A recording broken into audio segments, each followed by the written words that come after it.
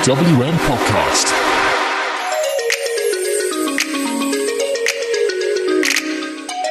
Just would like to let you know that indie wrestling show is brought to you in association with the Babyface app, available on the Google Store and the Apple Store. Now, what is the Babyface app? Well, if you're a British wrestling fan, it is the only thing that matters. Want to check out what the latest shows are in your area? The Babyface app can do that. Want to check out the win-loss record for your favourite wrestler at the moment? The Babyface app can do that. Do you want to bring back the glory that was the Origin Banter Edition?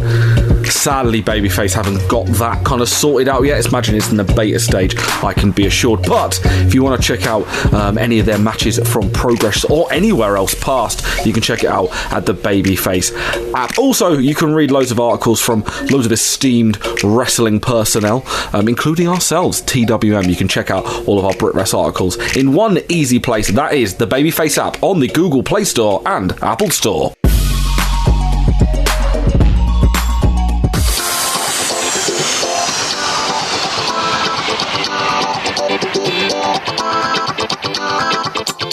Hello, I am Matty Deller, and welcome to the official Kurtis Chapman fancast, otherwise known as the Indie Wrestling Show, bringing you the world of graps that is at your doorstep, covering all things from the UK, USA, and around the world. We work with the Babyface app, so you should go and download them, available on the Apple and Google Play Store. Check out all of our latest articles regarding the world of British wrestling over on the Babyface app. TWM podcast in general, which we are a part of, bringing you one part of your 6-day-a-week dose of all things wrestling in your ears.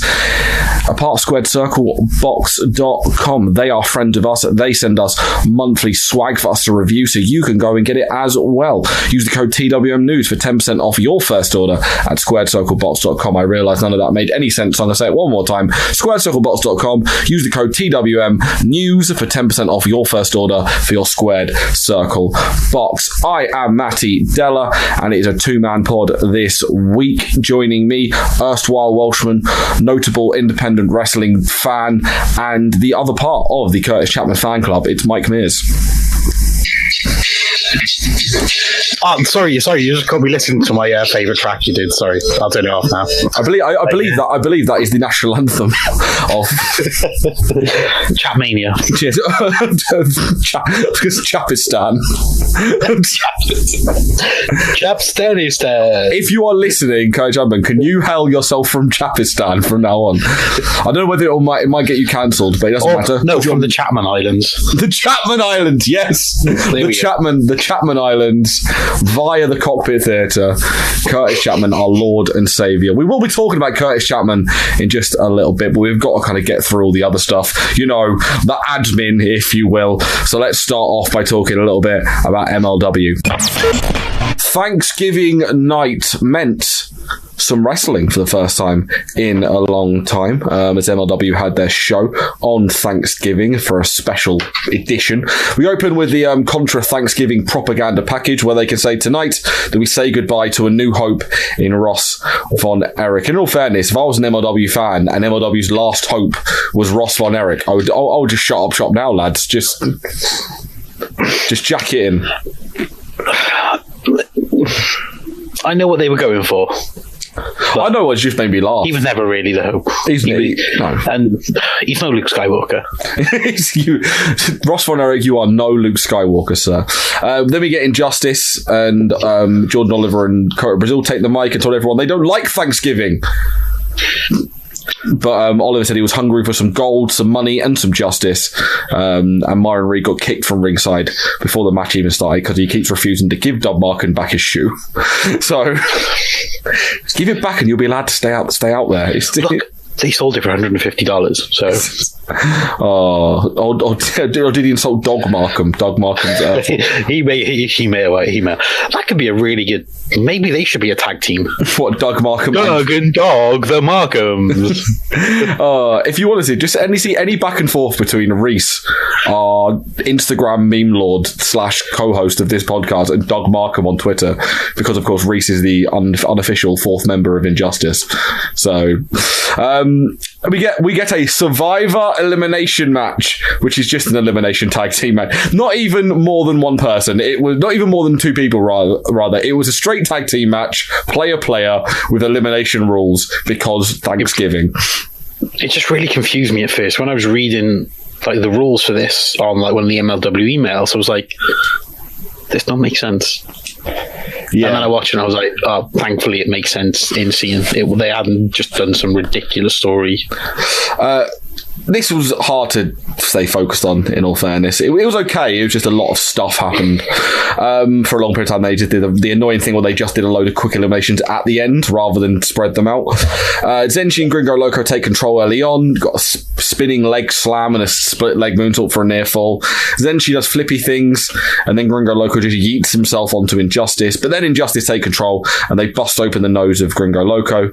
Gringo and Zenshi fight back, and they hit a pair of swantons. Zenshi does a coast to coast from not like I'm trying to think of it. It's not like one corner to the other, would you consider it's literally one side of the ring to the other, but like diagonally, isn't it? He does the coasty coast. He's gone like continent to continent. We'll call it continent to continent, and ends up kicking Myron Reed in the dick, pole to pole, and into the pole. And which was unreal. Koto then hits his sliding rice bed to eliminate Zenshi, and then Gringo just drops Koto on his head with a corkscrew tombstone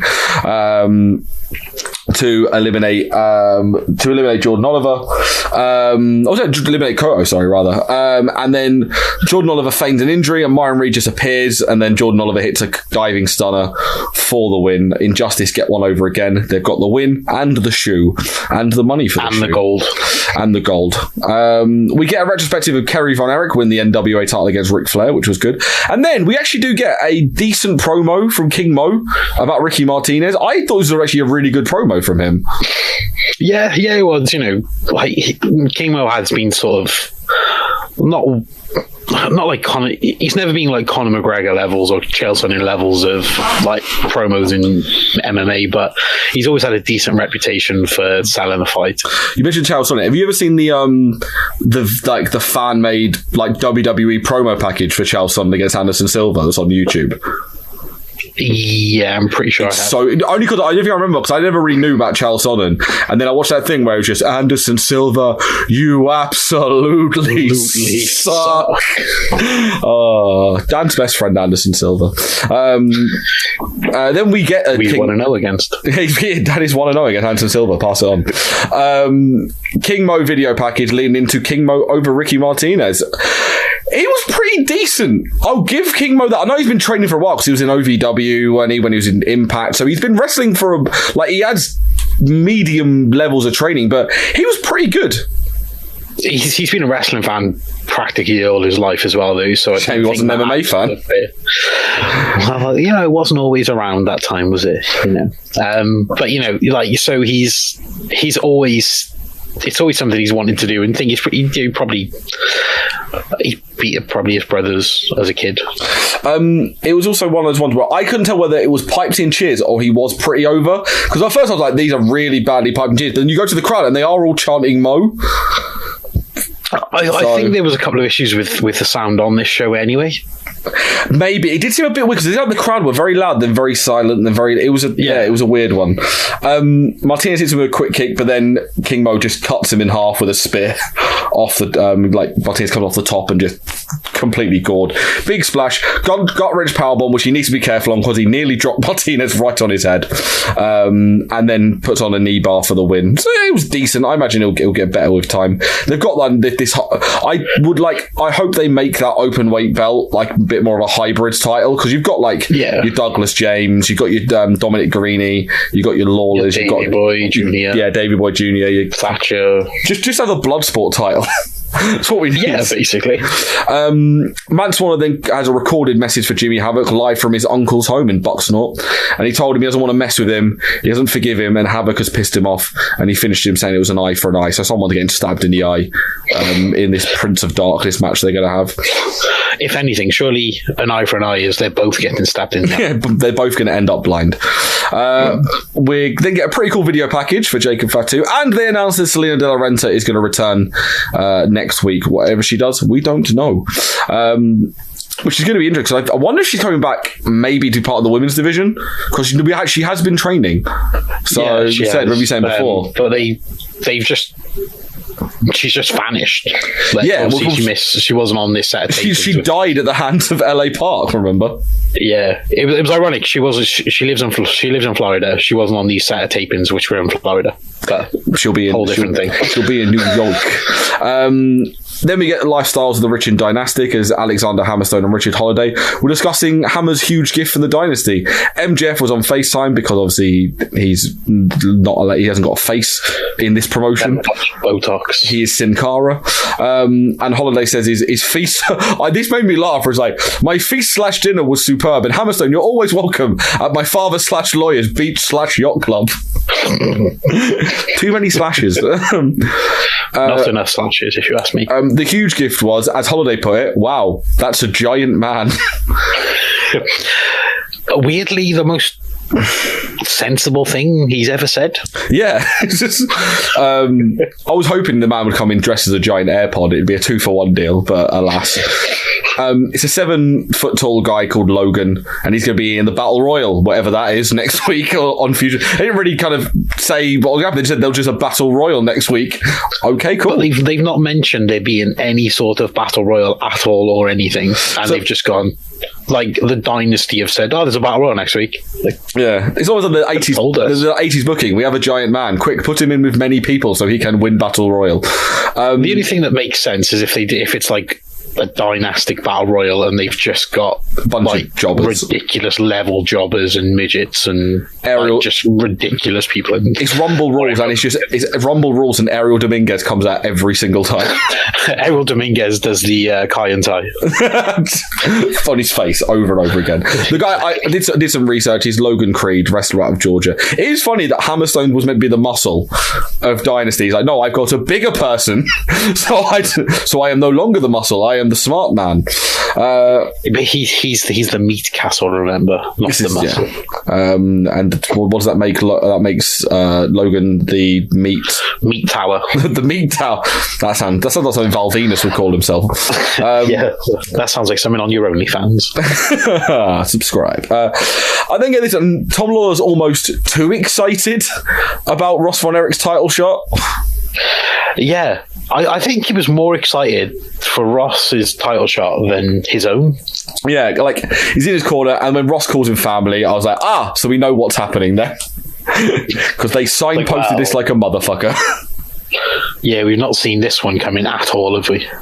Then we get to the main event, Jacob Fatu over Ross Von Erich, but this is all about the Tom Lawlor heel turn, which we'll talk about towards the end.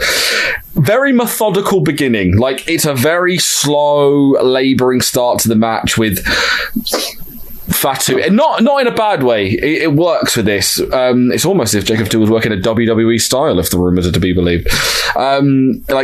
He's re-signed a multi-year deal with MLW. Yes, but like the WWE are maybe on the lookout. Contracts can be broken, sir. Never forget that. They can, but WWE I'd be surprised. They could get some of that Saudi money and just whack it over to him. Remember, they're the contract before, and people were like, yeah, no, you're signed to MLW. I'm not going to be here at all, but I am signed. It's happened with MJF. He's never there. He only... Do you remember why he missed this set of tapings? Why would he... I can't remember. It was the same day as Full Gear. He couldn't have been at these tapings. You know, it's just funny. It's just like, you're signed to they keep going, he's signed to an MLW contract, therefore he can't leave the company. And he's like, well, no, I'm just going to keep going to my other job then. Fair enough, but you are signed. AEW have signed him, but they have agreed dates. So they have, but who was the one where it was like MLW have like preference? There was one where it was, they signed with MLW. I can't remember what it was. I want to say like Roosh or something. They're like, no, he's here and he's staying, and then he just left. They had long-term plans with Roosh, but then because of the one of the problems with like the CMLL deal and like AAA deal is that guys were getting pulled, like the Mexican guys, especially the CMLL guys, because they come into MLW, make a name for themselves, and then Ring of Honor would go, we want that guy. And of course, because of the CMLL deals, they have to go to Ring of Honor then. And then the Ring of Honor deal stops them being on TV with anyone else. in hindsight, they probably wish they stayed in MLW. Fuck Ring of Honor. Yep, fuck Ring of Honor.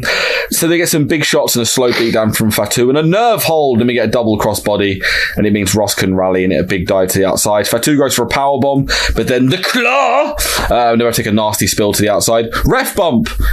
I don't know how he got bumped, but he did. Fatu battered the ref and then hits the Umaga butt bump on him.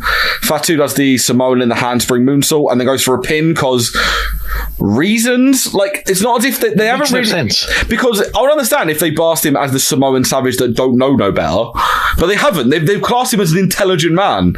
So for him to go for the pin makes him look like an idiot. Exactly. Well, it was just baffling. With more Umaga stuff, Fatu did the Umaga post bump where he gets thrown and hits his head off the ring post. Or is it the Billy Gunn post? Billy Gunn did it first. Billy Gunn is Samoan.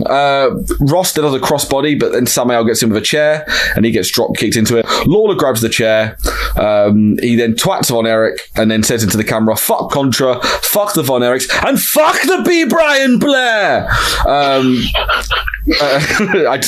When I heard him say that, all I could think of was Iron Sheik. Fatu hits the moonsault for the fucking bullshit win. When they announced the thing last week, didn't we pretty much say that Lawler was going to turn heel? Yeah, pretty much. It was just like, oh, wow, this was all a big surprise. And apparently the Opera Cup is facing a Von Erich member and neither brother is aware of it. So your theory was? Lacey Von Erich, because she's wrestlicious. Former knockout tag team champion Lacey Von Erich. It was okay. It wasn't okay, but it went by really quickly. I was shocked at how quick this episode was. It was a fun show, if anything. Yeah. It was good for them to have like a show with some impact on it, with having like, well, Tom Lawlor doesn't say it was a heel turn. He said that the Von Erichs turned heel ages ago, but didn't really give a reason why. So they were so dull that no one realised they turned heel.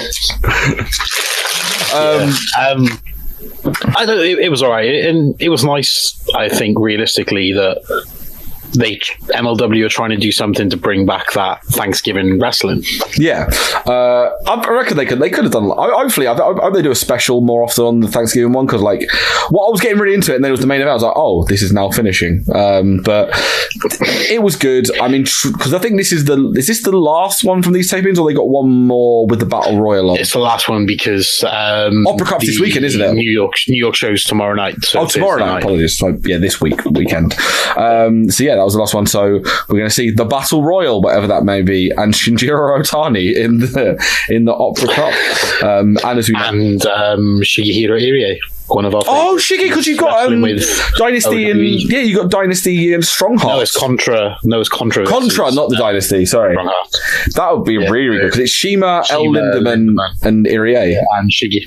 Yeah, which is fantastic. Cool. Please come back to the UK, Shiggy. We miss you.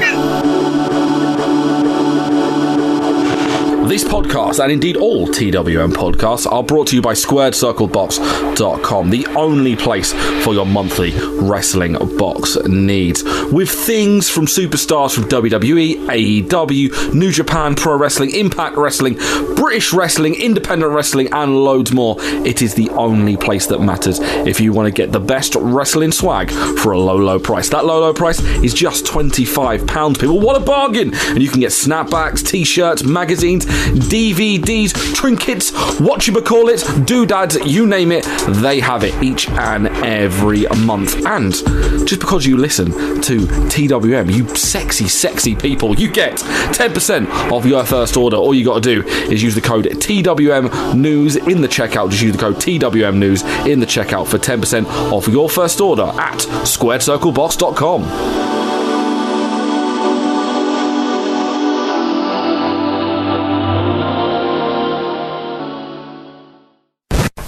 the season finale, series finale, whatever you call it, of NWA Powerrr, as we open with a video highlight and all the big stories leading into this season finale. And we've got Joe Galli in the studio, so that must mean they re-recorded the commentary and there's no Jim Cornette on this show. No. So what was the point? What was the fucking point of last week then? No, I think they were cutting bits out, so I think I'll explain why I think that later on. They cut out all the racism. Well, thankfully they did. They runs down the card and they previewed the 2 matches we have for tonight's show. They did actually style out some of the matches where they had to cut but they had to cut last week's episode. They actually did style it out quite well. Go on, sorry. I was going to say one thing. From like in the start when Joe Galli was talking, he was on about like how this is the end of like season 1, and then they're going to be they're going into season 2. But I got like the feeling when he was talking that like this changed right at the end, but almost as if like they didn't know when season 2 was going to air. Yeah, and obviously they were very like ambiguous about it. Because I know they did say that we're going to see how it goes, and obviously it's been a massive success in spite of the controversy. So they did announce later on in the show, oh, by the way, we are recording season 2 2 weeks time. Yeah, they just got to kind of sync it up a bit better next time. So before our first scheduled match, which was meant to be Colt Cabana and Ricky Starks, Aaron Stevens, boo, and the question mark, yay. Karate interrupts, and Stevens complains that he does not get any title shots. So Colt Cabana comes out and decides that if Stevens can defeat Starks, he will give him a national title shot. And then Stevens accepts and gives the question mark the night off, or the night out, so he went out on the piss, much to the crowd's annoyance. So this match has changed now. It's Aaron Stevens defeating Ricky Starks via pinfall, and it's incredibly distracting to watch Aaron Stevens wrestle in blue knee pads and then flesh-coloured tights. It just looks weird. He needs to change those tights. It's too disturbing to watch him wrestle. It's upsetting. Even though they mentioned it and I noticed it later in the match, I still looked and I was like, is he? No, he is wearing pants. Yeah, he's going full naked Midian. Aaron Stevens took early control using his scarf to throw Ricky Starks around, but then Starks fights back. Here's a sling blade and a spear for a near fall. Aaron Stevens then feigns a knee injury, and everyone's distracted because it looked real, because it's obviously he went down and went really quiet. The question mark comes in, hits the Mongovian spike. Karate to give Stevens the win. And then we come back to Joe Galli, who talks about the main event, Into the Fire, which is obviously James Storm against Nick Aldis, where during the 2 out of 3 falls match, I thought this is a really clever stipulation. It's brilliant, but I've got a slight issue. Where both get to pick a referee for the first 2 falls, and the third fall will be decided by a coin toss. What's your issue with the stip?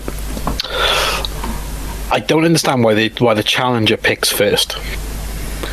Where James Storm has picked the first fall. I would say they should have done a coin toss for it. I would say because the first fall is almost kind of just there. It's going to happen regardless. Whereas the second fall could be the deciding fall. No, the second fall could be the deciding fall. So that's why the champion decides the second fall. I would say that's fine. They did it that way around. Because I just don't like it. Because the first fall is just a fall. The second fall could be the one that decides the contest, like it did with Aldis and Cody, where it went 2 straight falls. So I don't know. I just think it should be because you're supposed to beat the champion, so you're supposed to go against the odds to beat the champion. You're not supposed to get an advantage on the champion when you're trying to win the belt. But he didn't even get an advantage in the end. One person he picked, so it was. Well, but you technically have, because that way then you're, instead of having you're already 1 fall up if you've got a ref on your side and potentially got that ref for the third fall. Yeah. Yeah, I still think it makes sense. It just seems a bit weird. Now I think about it, who Aldis picks kind of gives me an idea what they're potentially going to do. But yeah, it's just one of those. It just I think it would have had, how with War Games where somehow Tully Blanchard won 20 coin tosses in a row. Yeah, as the heel, if they'd have just done that, I think it would have you would have had reason for Storm picking first. I think it's one of those things where they didn't expect people to think that much about it, but obviously we have to. But I think they've come up with this at short notice as well. Yeah, I like it though. I do like it. It's a clever idea. It's also about a conspiracy against itself, and I like this bit because I think obviously they added this in where they air some of the things that didn't air obviously with the cancelled episode, where they're like, I won number one contendership and NWA have swept it under the rug, just like saying they just randomly announced it, like they tried to ignore that I actually became number one contender, and I was like, that's really well done, really well done. They've decided they can't air things, but they're going to build a storyline around why they can't air it. Yeah, that isn't the actual reason. That it's so smart. I'm really impressed, and it kind of gives credence and sort of like reason for why last week's episode was what it was. Yeah, definitely. They needed a lot more content to pad that stuff out, which we got this week. And James Storm picks the NWA's head official, Brian Hebner, and says that he better not screw up because of the conspiracy. We then get a video package of the question mark walking around at a meet and greet and him being in a battle royal. And fuck yeah, Stevie Ray and Teddy Long were... The voiceover on this was fantastic. Just talking in fucking riddles. I loved it. I absolutely loved it. Everything the question mark's done so far is just superb. We get footage from WrestleCade this past weekend, which they had in where the Great Mirror and Nick Aldis stared down. So maybe is he still in the country? Maybe they might have him on the tapings. I don't know. It's going to be maybe. Sure they could make it work if needs be. Muta, I know we didn't really see a lot, but like Muta seemed in decent shape. Yeah, for someone who this year had double knee surgery, it was a decent shining wizard. It was. To be fair, so. But the thing is, though, I love the older he gets, the less stuff. Literally, he is a hot tag wrestler, even if he's wrestling singles now. It's Dragon Screw, Mist, and Shining Wizard. I was going to say, does he stand on the apron like while the other guy wrestles himself, and then the ref comes in, tags him in, and he just does that and ends? Yes, that's literally what. We've not seen any of these matches in Wrestle One. This is literally what happens. No. David Marquez introduces Melina to ringside, and I said this to you, texting you yesterday watching Powerrr. I swear Melina was a good promo in WWE. Like I said to you, we will have our way of finding out hopefully soon in time. We must which know. Hopefully will all reveal itself. Because she just rambles on about nothing, bringing out the best in people, how there is so much to learn because that's what a champion does, and Alison Kay needs to work harder, and Alison Kay gets to the point and sends a smacker in the face, which is good. Alison Kay actually was the hero we needed. Yeah, it's like, shut up, I'll hit you. She challenged her to a fight right now. Melina teases get in the ring, but then attacked and beat down by Marty Bell and Thunder Rosa, and they seemingly did announce that it's going to be Melina and then either Thunder Rosa or Marty Bell into the fire. I don't know, because I don't like, for starters, I don't like this whole thing with the tag matches where it's somebody x somebody. I'm telling you now who I think is going to be Melina's partner. It's going to be Ashley Vox. Maybe Ashley's going to turn on Sienna, Alison Kay, and Joy. So basically, the women's division is going to be Melina's stable and Alison Kay. Alison Kay. Yeah, that's pretty much it. It's literally one versus all, don't lie. And they spelled disaster for her. Tony Falk's deal this week. It's the best one ever. He's got merch. Of course he's got merch. How many? Man knows how to sell things. How many have you bought? All of them. Did you? No one else can buy I am the official UK merchandiser of Tony Falk. Of Tony Falk and his tire irons and waffles. I am selling waffles, like pre-packed waffles. Stick them in your microwave, not microwave, your toaster. 3 minutes. Gluten-free. Perfect. They're gluten-free and organic. Great tasting too. God bless Tony Falk. I am selling is the gold painted tire irons, because you know when you work, when you're making towns and you're in the cars, you know, getting there, you find the love of these things such as waffles and tire irons, and then getting the t-shirt, especially in Paducah, Kentucky as well. So it's a hell of a place. Ask Ricochet.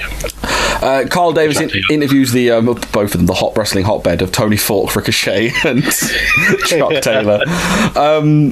Carl Davis interviews the Rock and Roll Express, and they talk about their title shot, old school wrestling, and winning the gold. Then we get a great interview with Nick Aldis. This was brilliant. I love this because it was such a well done little package.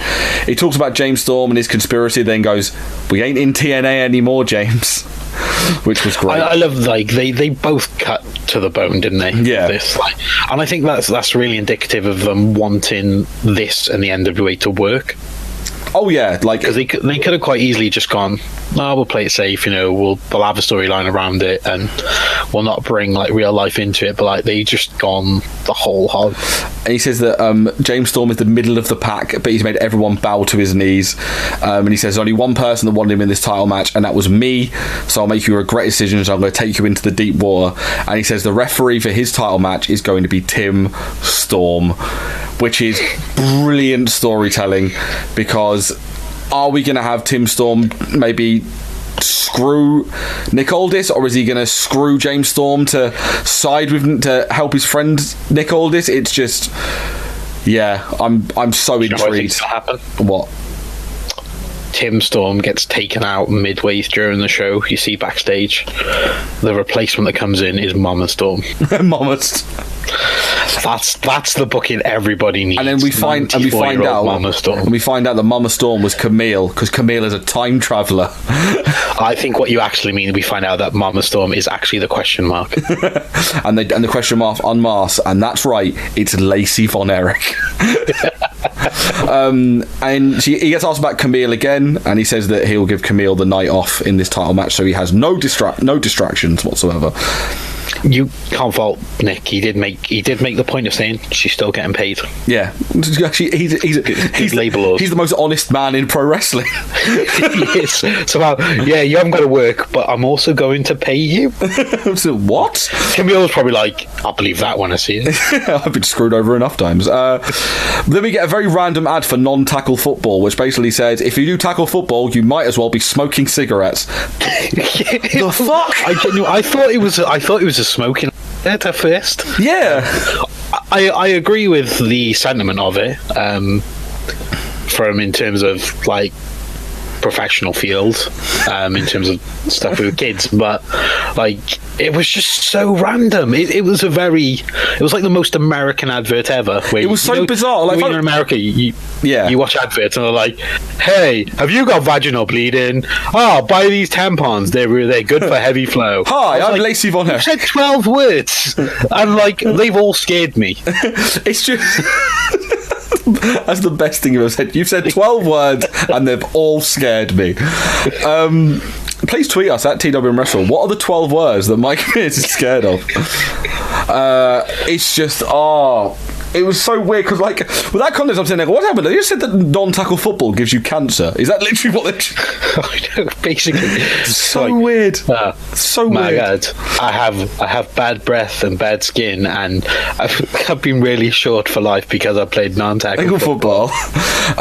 We then cut to the NWA World Tag Team title match, where the Rock and Roll Express defeated the Wildcards, which I kind of knew was coming anyway. It made perfect sense. I think the Wildcards, were they just called Wildcard? I think they had they were a Wildcard entrant in the Crockett Cup, weren't they? They won a battle royal, pre-show battle royal, and I think they just took the name of the Wildcards. I think they're just called Wildcard. The team. Whatever, I don't care. I'm just kind of thinking about it out loud. Sorry. In my eyes, I just call them Bram and the other one. So, Royal Harmy. Latimer had the better of Ricky Morton early on, but then the Rock and Roll Express took control. Isaacs piled out a full Nelson, and the champions began working over Robert Gibson. Shock, I know. Working over his shoulder. Gibson then got the tag to Morton, who run wild in a move we've never seen in tag wrestling before. Oh God! I just love watching the innovators of the hot tag do this. There wasn't enough Canadian destroyers though. No.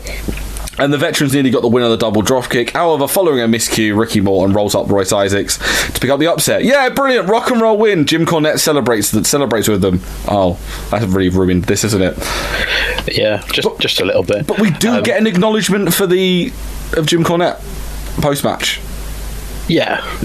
It wasn't a great one. I think was important. It wasn't a great one. They didn't really apologise or anything. The guys went, "Thanks, Jim Cornette, for everything you've done for the NWA, including the thing where it got us nearly in a lot of trouble."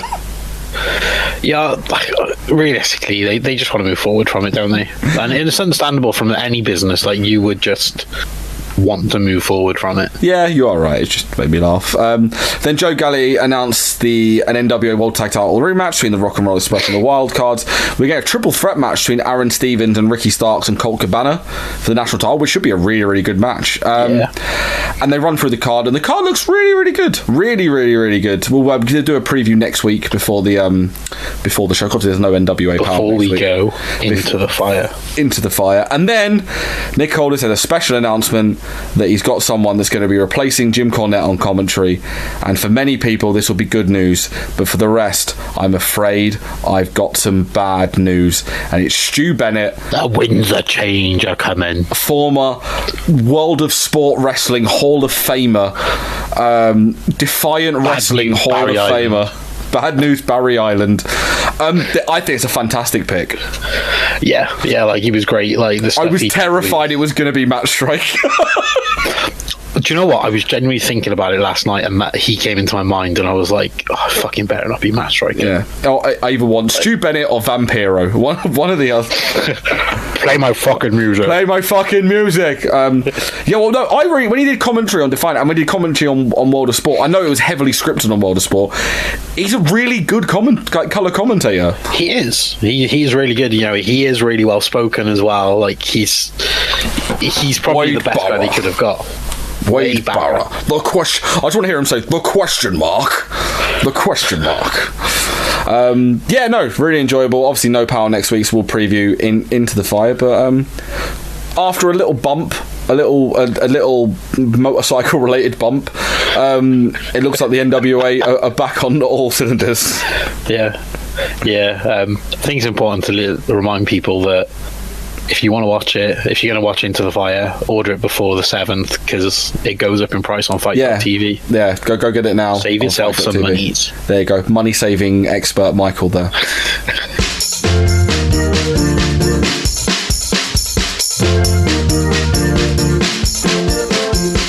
Why not spread? I said, why not spread the gospel of the TWM squad with some of our lovely merch over at Teespring?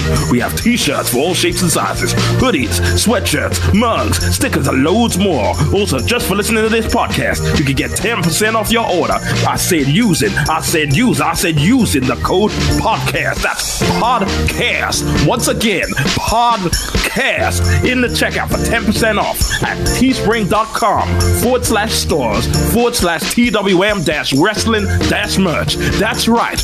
Praise. Testify.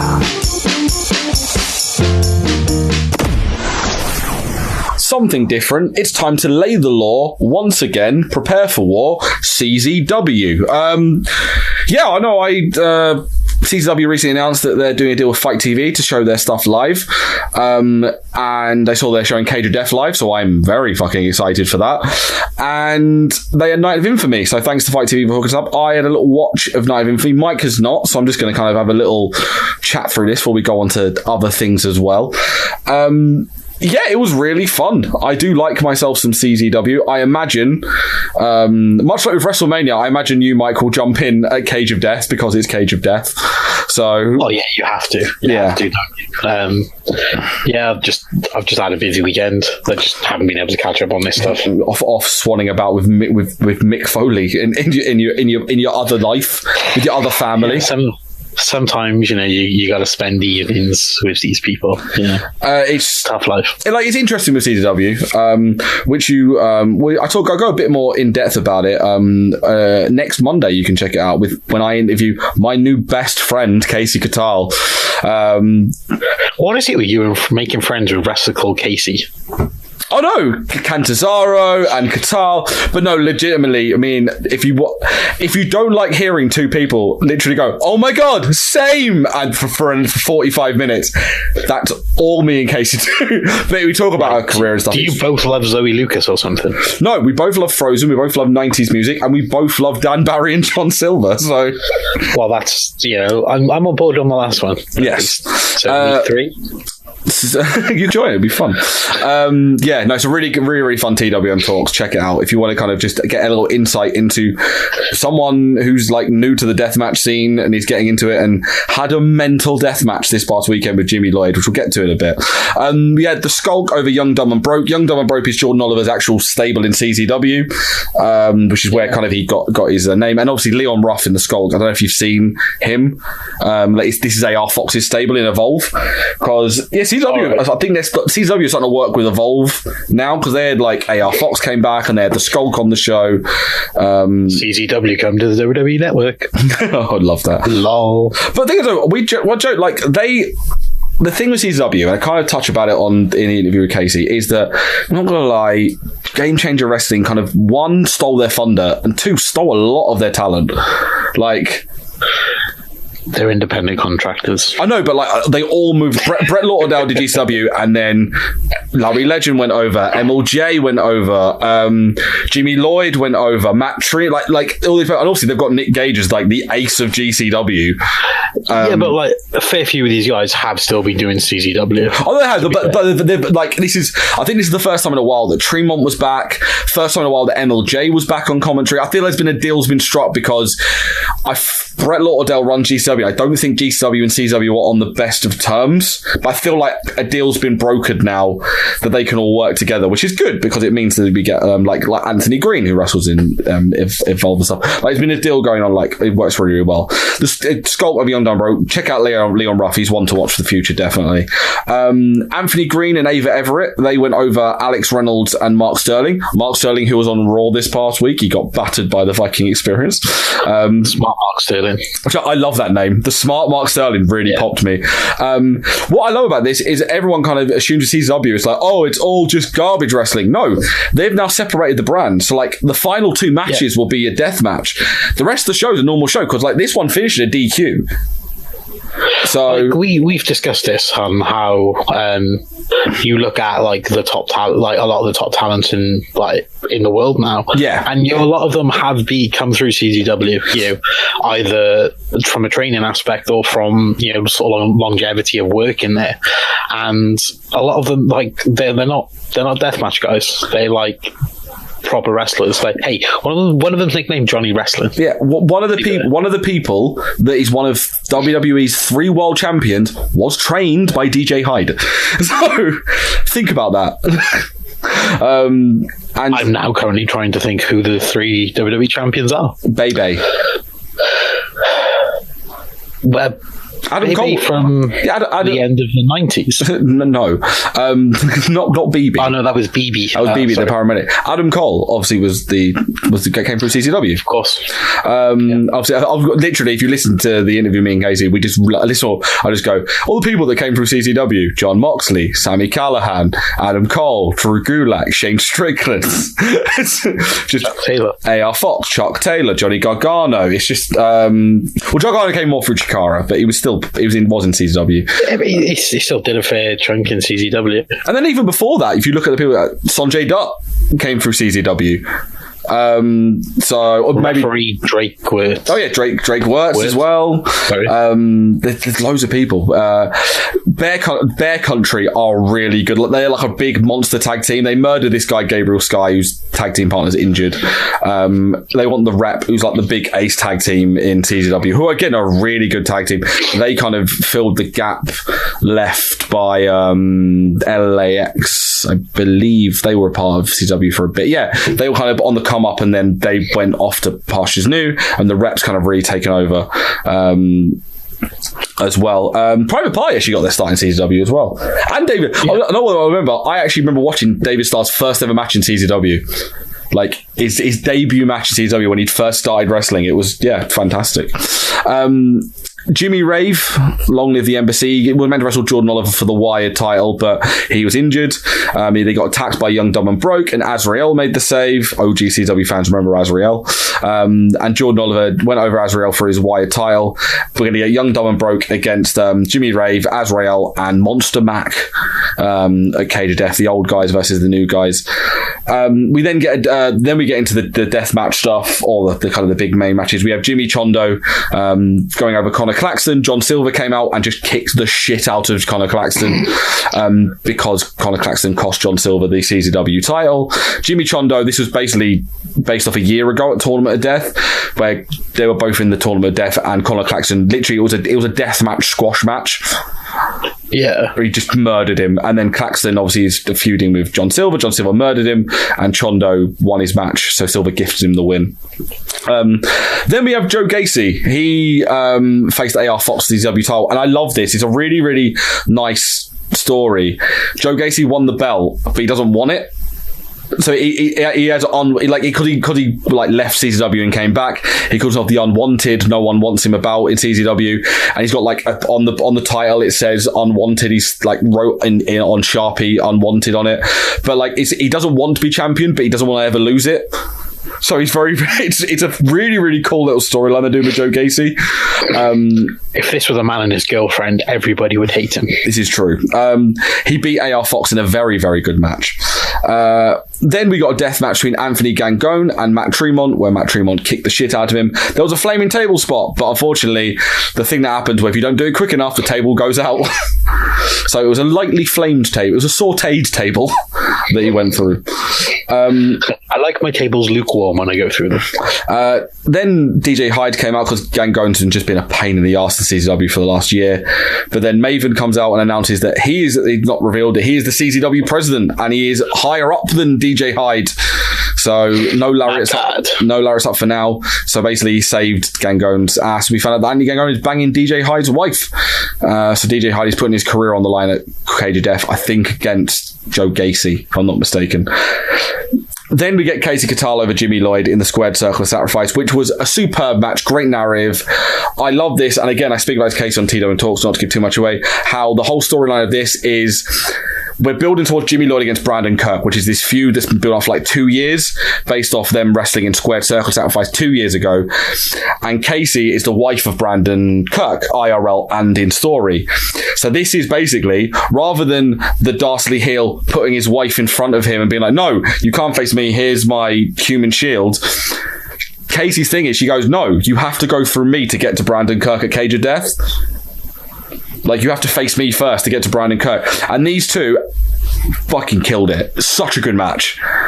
I jumped about 15 feet in the air because I didn't realise there were exploding barbed wire ropes.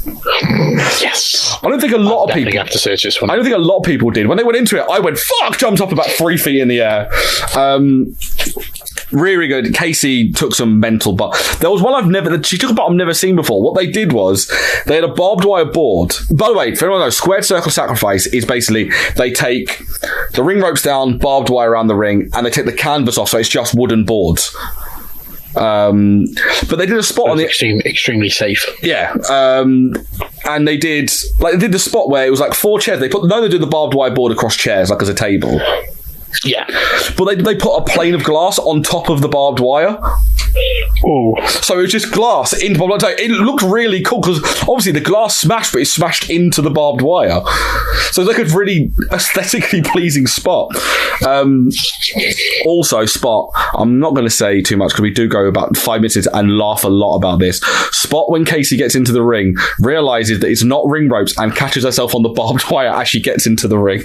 It's very funny. Look for the look on her face. It's pride. I'm allowed to laugh because we both laugh because she is now my best friend. But yeah, no, really, really fun. I'm really looking forward to Cage of Death. We'll be covering that definitely on a future That Indie Wrestling show. Let's get some other bits. Andy Quildan's a coward. He's the coward. He's the coward. Number one coward, Andy Quildan, because we all wanted Mad Kurt versus Minoru Suzuki at Uprising, and what does he do? Makes pissing LIJ versus Sukan. Who would see that? No one cares about Evil and Sonata against Zack Sabre Jr. and Minoru. Let Zack do something else. Like, they're like, oh my god, we put Suzuki against Evil. Like, no, they should have put Suzuki against his inevitable death. Yeah, Mad Kurt. He's Mad Kurt. But he says that he's going to go there anyway, and I don't know, like, He'll be there in the building to confront the coward. Minoru's going to feel the pain. Minoru's going to feel the pain of 1,000 young boys at the hands of Kurtis Chapman. I really want to go to this show. I'm not going to lie. Just to see that. I might ask, can I have a ticket just for the bit with Kurtis Chapman and then leave? Look, just let me know when Chapman's going to be, and I'll pay like 20 quid just to go in and see his bit. And I'll stay by the door, and when I hear I'll just walk in, like, front row, like, right, it's time for the match of the year candidate. Kind of a lucky break for Shah Samuels at the Cockpit Show this past weekend. He had a tag match against Dan Maloney and I forget the other person is at this, unfortunately. And he had an injury scare, went for the moonsault off the top rope. It went wrong. I think he landed funny, got up, fought for a bit, adrenaline kicked in, but then he literally collapsed and the match had to be stopped. He was up and about a few hours later. Luckily, we did tweet about it and wished him a speedy recovery. And he tweets back, goes, "No, I'm fine. Thank you for your concern." But it's a bit of a scary time for the old Shasta.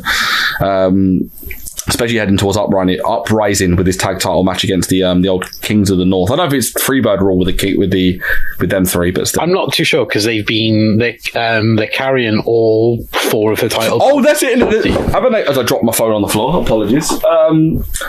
As in, like, the legendary Great O'Khan and Rampage Brown have the RevPro belts, and Gideon Gray and Shah are holding the Southside ones. They do indeed. I love that. It's great. But this match that Shah had this instant in was a 6-man tag. So there are pictures out there of Lord Gideon Gray with all 4 belts over his shoulders. It's just a beautiful look for him. How it should be, personally. Yeah. Well, no, he needs like the RevPro title, the British title, and then the British Cruiserweight title. No, Kurtis Chapman will have the British Cruiserweight title. Like them two could just share. I'd basically just want them two just doing the old Triple H photo of all the titles. Or they can both do double Ormo Dragon. The ultimate photo. There's some things going down in CMLL as our resident Mexico pervert. The CMLL welterweight title was vacated, obviously, where Dragon Lee was fired from the company. They're finally deciding a champion in a 2-week 8-man tournament. They started it off this past weekend with a 8-man scramble, and the final 2 will face off for the on the 8th of December. Naturally, because it's CMLL, it's really hard to find out who went through to the 8th of December scramble, because they're doing the junior coppers on at the moment as well, which is the father and son tournament. So I can only find out about that. It should be up on their YouTube channel. Again, I haven't had a chance to even look into this. But I might look it up for next week. I know Sobrano Jr. Drone, which is one of my favourite luchador names. And it's an amazing name, isn't it? Do you reckon CMLL need a license for him? He's not. They're not like to have matches near airports. they got to come out. Well, I'm sure he weighs over like 250 grams and records. So yeah, I'm sure they need a license for him. News from STARDOM. Obviously, Bushiroad officially took over. I believe it's the 1st of December they officially took over. It was first. I did see the press conference where Hana Kimura, one of my favourites, just slapped the piss out of the owner of Bushiroad as a welcome to STARDOM. Well, it's interesting the way it's a Japanese thing. I know it is, but it was just funny to watch. It was 4 photos of her just with a massive grin on her face, twat this bloke square in the chops. Like, if I remember correctly, she is one of the names that Bushiroad. It's not Bushiroad. So when Bushiroad bought STARDOM, they attributed it over to the kickboxing side of the Bushiroad entertainment company. So that's why it's separate to New Japan, and there's no crossover with it. And they've sort of highlighted 4 or 5 current talents in STARDOM that they sort of see as the ones that they're going to build up. Can I assume who they are, and you can tell me? I can't remember them, but you mentioned them may remind me. Hana Kimura, I'm guessing, is one because she's. I'm almost certain Hana Kimura wasn't. I imagine B was up there. No, she wasn't mentioned. That's because she's a gaijin. So was it all Japanese talent? Still that. Yeah, so that's the other really interesting thing. The So Stardom, the bulk of Stardom World's subscribers are actually based outside of Japan. Yeah. Which is different to New Japan. They have a very large contingent overseas, but the bulk of their sort of viewership are in Japan. That's interesting, because I would assume because of like the TV deals they have in Japan that it wouldn't be as big in Japan, New Japan World. That's actually quite interesting. It's not as amazingly covered as I think a lot of us think, and obviously having New Japan World and having the instant access to it is a bigger thing to that Japanese audience, instead of maybe watching it late hours, like the late hours of an evening or early hours of a morning and things like that. Okay. But they obviously what the Bushiroad are going to do with Stardom. They're going to build the Japanese audience, which is what Bushiroad did with New Japan, and then consider the overseas audience. So it is all a Japanese talent that they are going to be building up. But one name that wasn't mentioned was Mayu Iwatani, which I thought was quite interesting, because my limited Stardom knowledge was she was a name that I knew. Yeah, she's not one of the bigger names. Maybe they are building for the future, much like they did with, because Bushiroad must have come in around the same time when would a Bushiroad come in around the time of like when Okada and Tanahashi, like when that all started, or was it a bit later than that? I think that I want to say they bought New Japan in 2015, I think. So it would have been literally at the peak of all that stuff, of like Okada, Tanahashi, and then obviously they've built up the likes of, we can argue whether they've built them or not, Evil Sonata, and so on and so forth. So yeah, that is very, very interesting.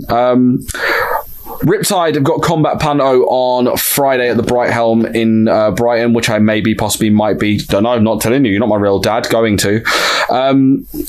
Those are pretty good matches announced. You've got Cara Noir against TK Cooper, which should absolutely slap. Ginny against Shikara. Again, very, very intrigued with that one. The Anti-Fun Police versus Money versus Everybody. The OGMO versus Ashmore. Considering Ashmore has literally stolen the show the last few times I've been to Riptide, I imagine that match is going to do very, very well. Chuck Mambo, in his first match since losing the Brighton title, is going up against Mike Bird. And then we've got Gene Money's Combat Panto match, which I'm not sure what it means, but I am intrigued and excited by it. It's Gene. It's just go along with the ride. Yeah, I know for a fact that Rob Lias and Kurtis Chapman have been demanded by Riptide management to dress as a pantomime horse. So that's understandable. I don't know. I'm hoping Kurtis is not going to be at the back, because then he can't dab. So let's be fair. It's got to be Lias at the back, because he is an arse. This is true. Wrap things up with World Tag League. Sadly, I do feel like maybe the dream might be over for Yanu and Cabana. Yeah, it is looking that way now, isn't it? They are sadly. 8-5 on 16 points, along with a respectable 8-5. Well, we must. I'm not gonna lie. I copied and pasted this from another website, the World Tag League Standard. Because this is from today, so it'll be up on the Wrestling News Update tonight. And the person who wrote it wrote down Big Tom Ishii, which I'm now calling him from now on. They're not wrong though, are they? Big Tom. Cool. Oh, next time he's in the country, can we start that chant? Big Tom. Big Tom. Big Tom. Evil and Sonata are top of the table because New Japan Pro Wrestling can't do anything fucking fresh with their tag division. It's just control. Who won last year's tournament? Evil and Sonata. They can win it again. Who won last tournament? Rapungi 3K. No, that's the other one. Well, that was this year. No, it was last year and the year before. So probably next year. I'm hoping that David Finlay and Juice Robinson win it, because it's literally either LIJ or the GOD every fucking year. Yeah. No, because I know for a fact that if it's going to be GOD against LIJ again at Wrestle Kingdom for the belts, I'm pretty sure wherever we watch it, either together or separate, I'm just going to do something else while that match is on, because I don't care. Yeah, it's there's nothing exciting to that, is there? So it's just like, why are we doing that? Yeah, you got to feel for the dads at the bottom, Nakanishi and Nagata. They're 1-12. They're trying at least. They got one win though. That's always really positive. They got a win, which is fine. Yeah, and that's your lot for the Indie Wrestling Show this week, as we kind of just... No, I've got... there's one thing. Kenny Omega successfully defended the AAA... Oh, he did? On the AEW doc, didn't he? Giant heavyweight... No, it was the big show in Mexico this weekend. Oh! Dragon Lee. The Triple Mania Media, whatever it's called. Yeah. So there was that big show where he successfully defended the title there. Also, something that's just jumped back into my mind in terms of Stardom is Hazuki's retiring on December 24th. Oh, is that the leader of Thingy, of Hideo Tai? Hideo Tai, yeah. But why this is important to bring up is December the 15th, the Shinkiba main event is Hazuki. She's going to face the Stardom roster in continuous 1-minute matches. So to source out this show, and we'll definitely review it. Does that mean that she's going to go face to face with Session Moth? I really hope it does. Tremendous. If she's still out there by then I would guess so. Other thing to mention from that Triple Mania, I want to say Meggy. I'm going to get it wrong. The Triple Mania thing they did this weekend. It was like Triple Mania's little brother. That's what we call it. Triple Mania's little brother. Big Tom Triple Mania. The rivalry between LA Park and Roosh has reached a dramatic and bizarre conclusion where they had a triple threat match with them two and Pagano, who I love because everyone's now admitting that Pagano just can't wrestle, which is really funny. He just can't. Everyone apart from Pagano himself. Yeah, he's the little engine that can't. And then Roosh has just offered Los Angeles Park a spot in Los Ingobernables. I was so excited. I was thinking, they're currently they're both in AAA. I mean, so we might get that matched for the big blow off. But no. Instead we're going to get Minoru and Los Angeles Park in the next Junior Tag League. Yeah, exactly. Book it, you cowards. If you want to get in touch with us, Twitter, Facebook, Instagram, all at TWM Wrestle, twitch.tv/TWM Wrestle. We were doing predictions next weekend, I believe, for an upcoming WWE pay-per-view. We will do some indie predictions as well. I imagine Wrestle Kingdom will be on Twitch in some capacity over that time period. TWM.news, you can go read an article right now from Daniel Leggett called The Rise of Kurtis Chapman, because Mad Kurt is on the loose and we all need to recognise that. We've got loads of stuff as well going out across this week and indeed over Christmas. TWMEs are starting very, very, very soon.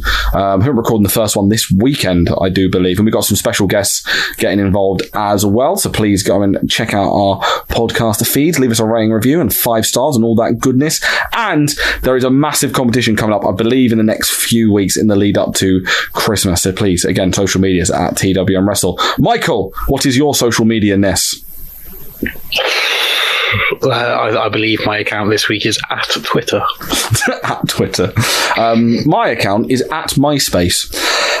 You can follow us once again at TWM Wrestle. This has been the Indie Wrestling Show. Go and enjoy some independent wrestling. I might be, but I'm not telling you if I am. Wink, wink, nudge, nudge. Thank you for listening. This has been the Indie Wrestling Show. Goodbye. I do.